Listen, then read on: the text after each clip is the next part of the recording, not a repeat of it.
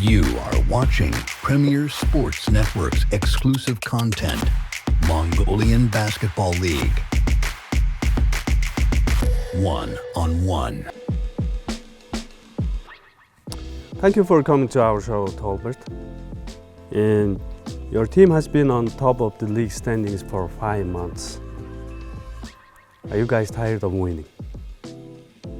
I don't think anybody will ever get tired of winning. Nah, definitely not that. Yeah. Nah. How is it, what's it like to see from up there?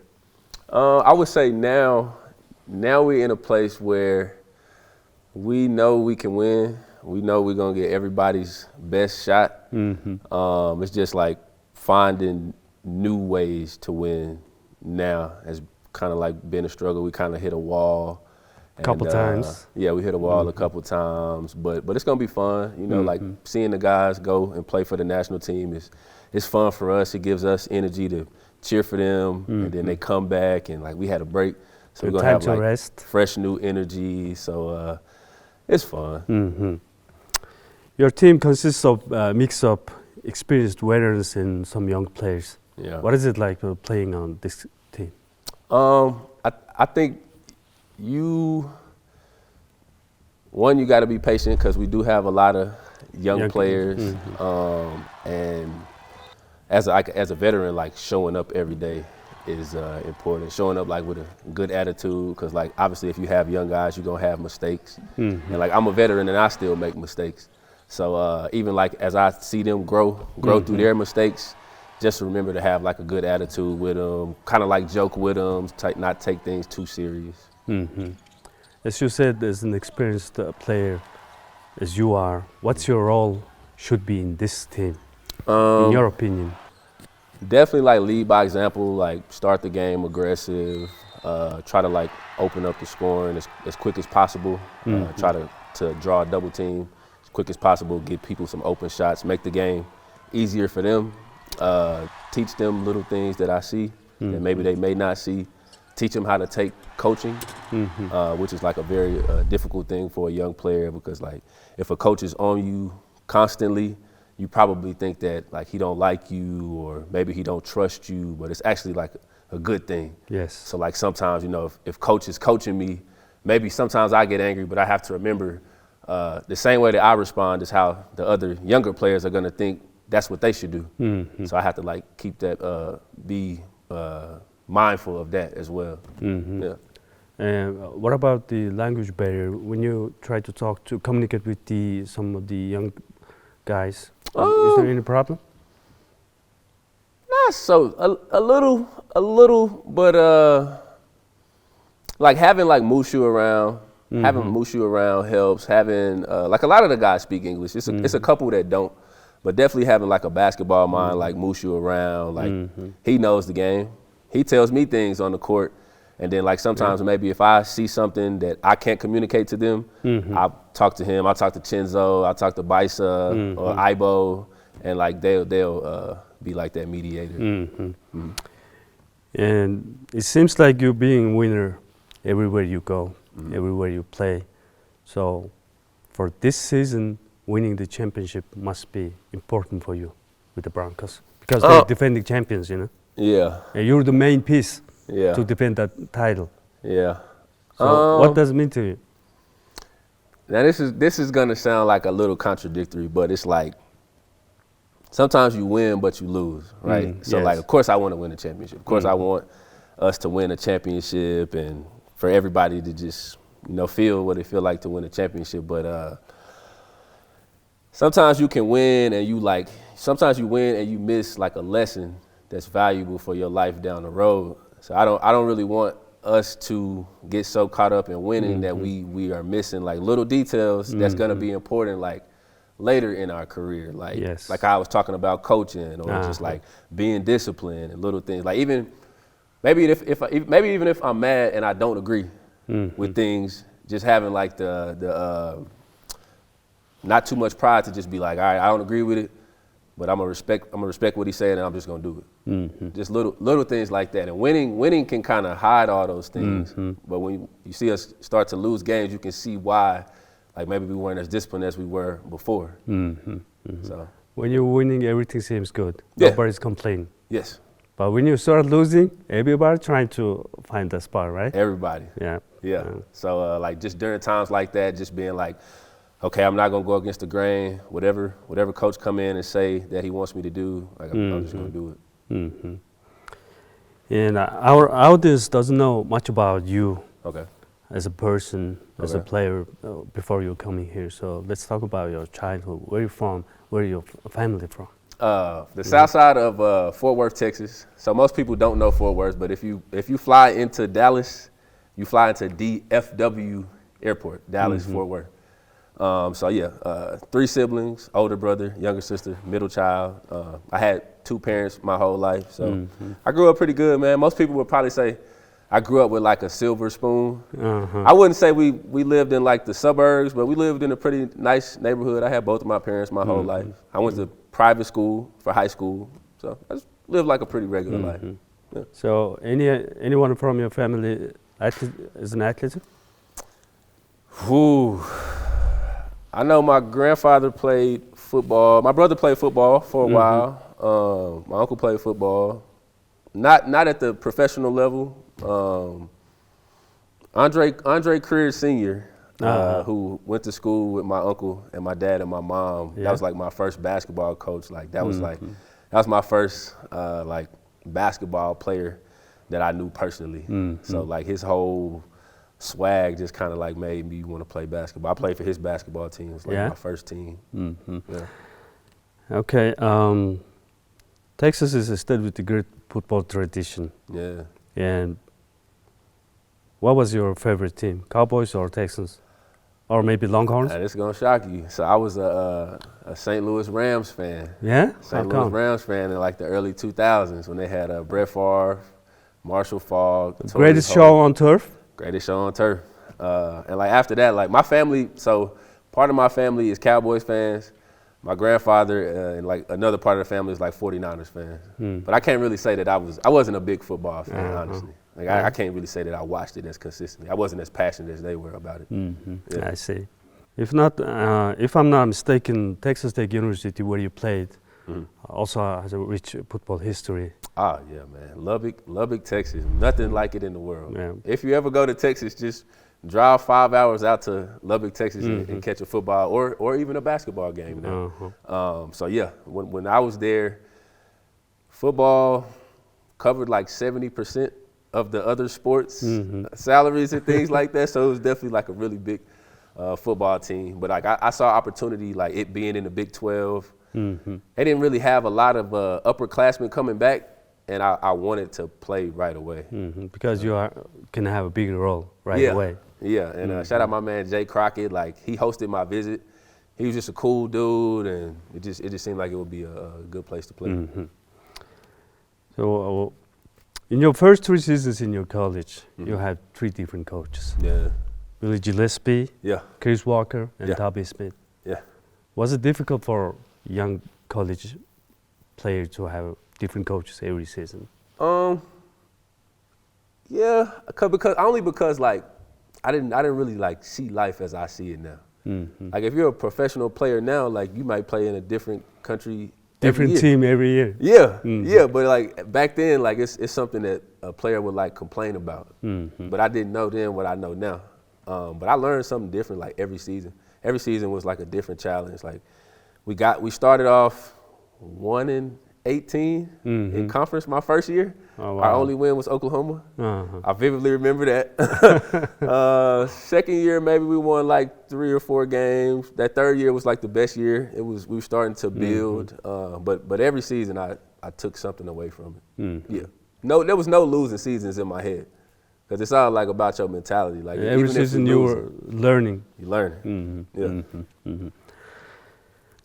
The scandal involving with the coach Billy Gillespie was quite a buzz back then. Yeah. Can we talk about it? Wow, that's really insane that y'all really dug that deep. So so this is a good lesson for I would say like a high school player or really any player that just at that time like as a young athlete you don't really know the power of media. You don't really know the power of words. I remember the day vividly. I remember getting a call from the reporter. I remember him saying, like, this is off the record. I remember what I said. I just said, like, man, now I don't think I would want to play for him. That's vividly the exact words that I said. And then literally the next day, I see the story come out. And I still had a good relationship with Coach Gillespie because he knew that I kind of got manipulated by the press. So, like, he didn't feel like I was kind of like stabbing him in the back. He knew that a young player wouldn't know like how the media can change your words. So it was just like a very, very unfortunate thing. Was a good lesson for you. Yeah. How to speak to media. Absolutely. After that. Man. Like Andy Katz. To this day, like he haven't said a word to me, man. And like, just thinking about it now, like it I don't really have a good feeling about it or him. But you know, you live and you learn. Yeah. In your first season under Coach Tabby Smith, you guys beat some of top ranked teams internationally. So yeah. Let's talk about that season. What do you remember most? I remember playing Andrew Wiggins and Joel Embiid at they were at the Kansas home game. We up 1. Wayne Selden, I believe, he shot a 3-pointer.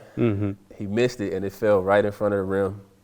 And we didn't box out Andrew Wiggins. And he just ran up there, picked it up, laid it Discarded. So obviously, like, it was a bunch of highs, but like that's the one I remember the most. Like we had him on the ropes, man, and we lost that one. But yeah, I think we beat like Oklahoma State when they had Marcus Smart, Baylor, they had Isaiah Austin. Like, it was some great teams that we beat. So of course I had a lot of like highs, but that moment just I vividly remember that one. Yeah. What is your most precious memories from college besides basketball? Just having my family there. I didn't realize it then, but just like being a college athlete, like you give your family so much life. Like seeing them come to the games, like seeing how like much fun it was for them at Texas Tech and SMU. Like they would drive 5 hours to come to just to see your game to Lubbock for games, and SMU made it a lot easier, just being like 30 minutes up the road. But like, man, just having them there, I didn't realize like how big that support is. Like, I'm an overseas pro now, and it's like rare that I look in the stands and see like my family. You know, it's cool to see some players that I played against or went to school with, but having that support, there's nothing like it. Before we talk about the SMU, okay. Before your senior season, what was the reason you switched to school? Just to be closer to home. So at the time, like my father had just passed, and like I'm a young man. I think I'm a man, but I'm a young man, so I don't really have any idea what direction to go. And I had the opportunity. I got the call that was like, you know, would you be interested in going to SMU? And at the time, like Emmanuel Mudiay was supposed to go there. So I was like, all right, man. Like, I've been working hard at Texas Tech, but like honestly, like we not winning. So like, why wouldn't I like make a business move for myself and like go to like a winning organization? And to be honest with you, like I kind of regret it. Yeah. Yeah, man. Like when I left Texas Tech, like. They finally go to the tournament a year after, then see them like a few years later with Coach, I can't remember his name, Coach Baird. Coach Baird recruited me. Yeah. And I remember my first day on campus, he was on Coach Pat Knight's staff. My first day on campus, he let me know that like the whole staff was getting fired. Me and Taja Gocher, I'll never forget. He brought us to like some restaurant. He was like, you know, I'm sorry, guys, but we're not going to be here. And then seeing him 5 years later, like, take the team to the championship, like, it kind of made me feel like a traitor. Yeah. But like I said, you just live and you learn. It's so many moments in my life where I'm like, damn, but I just keep going. But then when you went to SMU, you played for under Coach Larry Brown, legendary coach, winning the championship with the Pistons in 2004. Yeah. So how was it like playing for Coach Brown? Yeah, that was a whole different monster because like I never got to see so many NBA players. So I think the first guy was like Larry Hughes came, Rasheed Wallace, the Thunder came. This is when KD and Russ were there. The 73-9 Warriors came. They practiced in our practice gym. You know, so you would see so many pros. Like you always see like the Cowboys, the Dallas Mavericks. You would see them like regularly. So that was like eye opening to me. Mm-hmm. So it was pretty cool. Yeah. All right, we're gonna take a short break here, and we'll be right back. You are watching Premier Sports Network's exclusive content, Mongolian Basketball League. One-on-one. Welcome back. This is One-on-One with TUMURUU, and today's our guest is Jordan Толберт from the Broncos. All right, and I have a next question. You're not that tall. You're 6'7", but when I see you play, you're really dominating on the paint, on the glass. Yeah. How did you do it? I would say like I started playing football. Like my first love was football. Football. And my older brother, like he really like a beast. So one year he got MVP, and I was kind of upset because I got defensive MVP and he got MVP. But you know, like sibling rivalries. But he was the one who just told me about like being tenacious, like just going out there and like really just taking people's hearts. You know, because like skill is one thing and like dominance is another thing. Yeah. Like people always had that like LeBron versus Jordan debate. Like I think Jordan is better just because like his mindset. Even though LeBron is like more skilled. Yeah, and more bigger. More bigger. Yeah. So, how about your nickname? Yeah. Catch you on a rebound. How did all this come about? That's just typical basketball slang, I guess. Like my brother said it to me one day. He was like, "Catch you on the rebound." It's like, "I'll see you later." You know, so it like I always rebounding was kind of the reason that like I stuck out on most of my teams. So it was just something that I ran with it. Yeah. Who was your favorite player you're trying to mold your game after? As a kid, yeah. First Shaq. First, like I was always like a center on my team. So like of course Shaq, T-Mac, Tracy McGrady at the time, Amari Stoudemire. Oh, like, Amari was a beast. You know, like players, like young players today don't even know who that is, but just like some of those guys. Yeah. And when I see you first time when you're here, you seem really quiet and humble guy. But when you play on the court, it's a different story. Yeah. Your game speaks itself. It's louder. Yeah. Well, what are you gonna say about it? I mean, I just feel like that's what it takes to win. You know, cause like you expect the game to go perfect, but like no game goes perfect. Yeah. And then like when it's not going perfect, like all you can really do is like give 100%. And like most of the time, like when we give 100%, we usually find a way to win. Especially when you dunk and finishing the alley-oop, it seems like you're screaming from the inside, you know. Yeah. So that's what all the Broncos fans wanted. Okay. Yeah. Yeah. I mean, that's a lot of jump ropes, a lot of squats. Yeah. Yeah. So what was different about moving from America to Europe playing basketball? What I mean by is, what was different than European basketball than the American basketball? Coming from college? Yeah. Oh my God. College,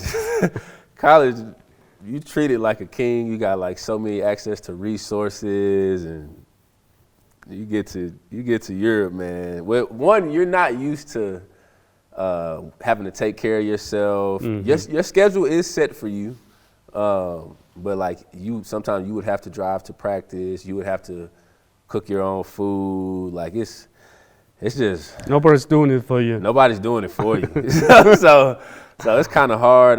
Luckily, like I had Brett Blizzard, who was my first veteran, and like his family was there. He had 2 kids already. His wife was there. Was he American? Yeah, he was American. Oh, okay. That's Brett good. is from.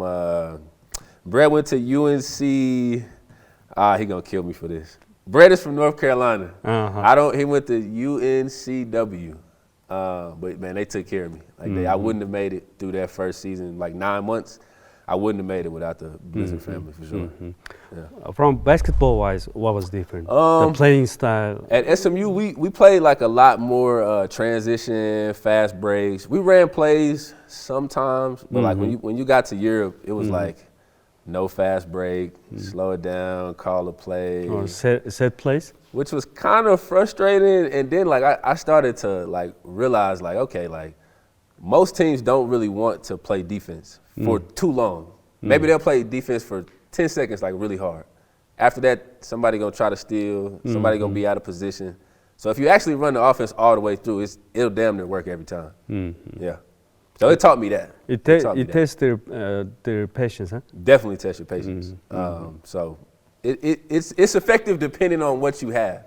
Like most people believe that like European basketball is better than everywhere else, but like they haven't beaten America, and they haven't. And I'm just saying like I'm not saying that to like insult other countries. Like America is like a mix of both. Like we can run plays and we can also just like beat you in transition. Like we can just outskill you. So yeah, but I also like I enjoy European basketball, but I'm American at heart. Yeah. So what keeps you focused on the game, especially on the game days? I think just my will. Like I just want to be like remembered. I want to be remembered as like one of the best overseas players ever. Like because obviously like I wanted to be an NBA player. So like maybe I can't go to the NBA. So I just want to like I just think about like legacy. I just think about like my legacy and how I want to be remembered from my peers. Whatever opportunity comes. Yeah, try to make the best of it. Yeah. Why do you think mental health is important, especially for the athlete? For the athlete, I mean, it looks so fun to a fan. It looks so fun. It looks just like playing basketball, making money, living a life. It's like rent is due every day, and pretty hurts. So like even those dunks, it looked good to you. It feels terrible to me. Like I got to run back on defense right after. But if you're not like mentally strong, like all of it, like all of the attention from like fans, your responsibilities to your team, like it can easily break you. Like it can easily break you if you don't have like a center. You know what I'm saying? Like my center is like I would say God. You know what I'm saying? I would probably say it's God, but I just believe in myself. Like I just believe like I can endure anything. Like I lost my father, and like a lot of times in life, like I want to look to another older male, and I don't want it to not be my father, but I can't talk to him.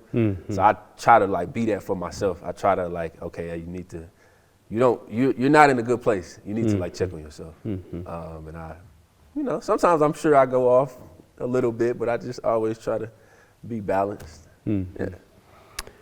During those times after your dad passing, how did you get through that times? What helped you? The basketballs, the main thing to help you get over? My sister had her first daughter, like 2 years after he died in 2012. She had Chloe in 2014. So I went from just being like my mom's son to uncle. And I was like, oh, this is different. It was cool, but it made me realize like how much kids are a sponge. Like we all know our flaws, but like a kid will just emulate them. And you're like, I don't want them to do that. And so it immediately kind of make you clean up your act really fast. Now you have some kind of responsibility. Yes. And it's crazy because it's like she's not even really my responsibility, but it just gave me like a new love for life, things like that. So definitely family, man. Like I would say basketball, but like family, like family is definitely the backbone. Yeah.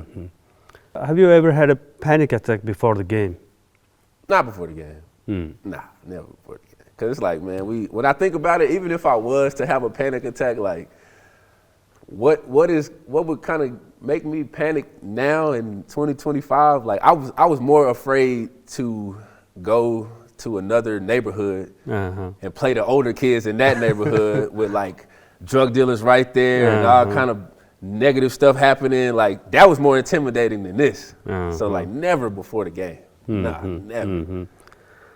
Then what is your game day meal? Game day meal? It depends. I try to eat like pasta.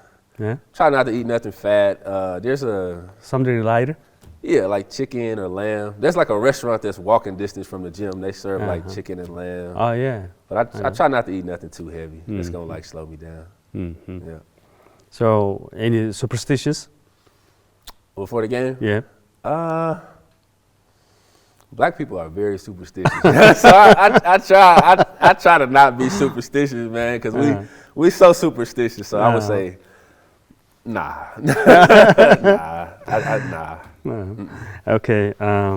Who is the artist you listen before the game? It keeps you focused. Big Game James. Big Game James? Yeah. You know who that is? No. I'm Big Game James.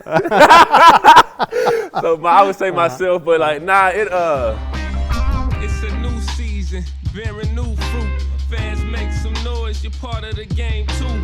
The plane might shake depending on the weather. Whatever happened, we gotta stick together and we play the game for the beauty. It changes on any day. Like any day it would change, just depending on how I'm feeling. Like sometimes I listen to R&B before the game. Sometimes hip hop, Kendrick Lamar, Fabulous, J. Cole. Something that I can rap word for word. So a song that I really know, like I can rap word for word, like Lil Wayne, something like that. Yeah. What do you think Jordan Harper will be doing if he wasn't an athlete? If I wasn't an athlete, if I just had it like my way and I could just be whatever I wanted to be, a comedian. Comedian. Yeah. Stand-up comedian? Or just a comedic actor. Because I think stand-up comedian is like, it seems fun, but like it can get dangerous depending on like how honest you want to be. But like I just want people to laugh because I feel like life is hard enough. So like I wouldn't want to be like too serious, but I just want to make people laugh and make myself laugh. And who's your favorite comedian of all time?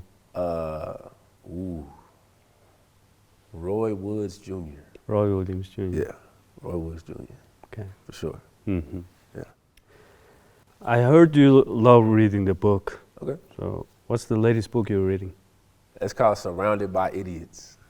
Surrounded by idiots. Yeah, and it basically break people down into 4 different colors, and it explains their behavior. Oh. Yeah, but I'm not finished with it, but it's pretty good. It sounds interesting. Yeah.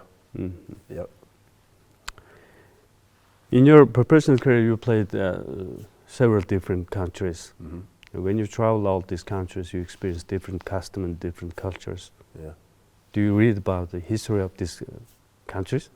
When I'm there, maybe like if I'm ever just walking around, or if I like pay to do a tour, you kind of like let's see, like what's most interesting is like every country have like their own religion. Some of them have like some history of like war. I like war, so like learning about like Genghis Khan, like how he conquered a lot of the world. Like I think that was cool. So like everywhere I go, I try to learn. I like to learn from people more so than like just reading, because there's always a person that knows. Yeah. So why is reading the book is important? Sometimes I just don't want to be on my phone. Sometimes I just don't want to look at TV. Like I can physically touch it. It's like a movie in my head, and like I'm the director. So like, more so like that. Yeah, than just like this is a weird world where like you walk outside and a person will like walk by you and not look at you. They just walk with their head down. Like you see kids sitting like they. When I was young, like they wasn't like people was really just like outside playing, like interacting with people. So like it's just strange. So it takes me back in time, I guess. This screen interaction takes the real moments away, right? Yeah. Everywhere you go, tablet, phone, even the watch, and TV, computer. Even adults, like it's not just kids, like it's adults too. Yeah. So, how do you imagine your life after basketball? If I was watching Jordan Tolbert from a distance, I would be like, damn, like I wouldn't have expected that from him, but like I think he can do anything he put his mind to. Part of me want to like coach basketball a little bit because of having dealt with so many coaches, but then like, man, part of me just wants to. I just want to show people like you can really do like whatever you want to do. Like the wildest, strangest thing that you can fathom, like you can do it. Like and I've literally like written a lot of these things down and like done them. Like I wanted to write a book, I wrote a book. I wanted to be in a movie. I was an extra. Oh yeah. So I didn't really get on the screen, but like I've been an extra a couple times, so I got to like see what that was like. I wanted to do stand up. Did stand up. I did stand up here. Yeah, that's what I heard. At UB. How was it? I got a couple laughs. You feel good? I always get a couple laughs. Yeah. And this year you will be playing again in BCL Asia with the Broncos. Yeah. What are your expectations? Just win games. You know, same thing. Like I don't really get too caught up in. I try to not get caught up in none of that stuff because at the end of the day, it's just the same thing that I wake up and do every day. I go and try to put a little ball into a little round hoop, like round ball, round hole. That's all it is. All right. Yeah. Simple and easy. Simple and easy. Yeah. You've been playing in some Asian countries, like we talked, Malaysia, Taiwan, now in Mongolia. So, what is the Asian basketball? If somebody asks you, what is it like, basketball in Asia in general? I would say like they like entertainment. Like they like a lot of scoring. They like dunks. They like highlights, oohs and ahs. As compared to like Europe. Europe likes structure and hey, the ball is supposed to go here, or this team plays well together. They pass the ball. They share the ball very well. Like they don't really care about like athleticism and things like that. Like more about execution. And this is kind of like more about entertainment. Yeah. In your opinion, what is the level of Mongolian basketball in here compared to Malaysia and Taiwan? What do we need to improve? I think in the summertime, I think y'all should go in America and For the camp? Not even like a camp, man. Like play a lot of different types of basketball. So you go to a college and play a college team. Yeah. Go play like a semi-professional men's league team. That'll show you something. And There's so many different basketball leagues in America. Man, there are some money tournaments that happen back home, and you will see some great basketball. You'll see it's how much more competitive it is. These are guys with regular jobs, kids who don't work out, who don't train. But when that ball go up in the air and that money on the line, like you would be shocked. You would be shocked. Yeah. So I would just say, like, go play somewhere else. Go play somewhere else. You'll see. Experience different basketball, eh? Yeah. Yeah. So, let's say Broncos win this year, win it all this year. Okay. What's your next move? What's your next goal? It's always like further, wider, clearer. Like I always want to play like I always want to go and accomplish something else somewhere else. Because the world is so big. Like I really like part of me want to play basketball, another part of me want to see the world. Try to explore, right? The world is so big. Like I won't be able to see all of it before I die, but through basketball I can try. Yeah. To me it's a really nice privilege to play your favorite sport and travel all around the world and see different countries and different cultures. So yeah, so I definitely want to keep traveling. All right, Jordan, it was nice to talk to you, and we appreciate you coming to the studio. Absolutely. Thanks, man. Thanks.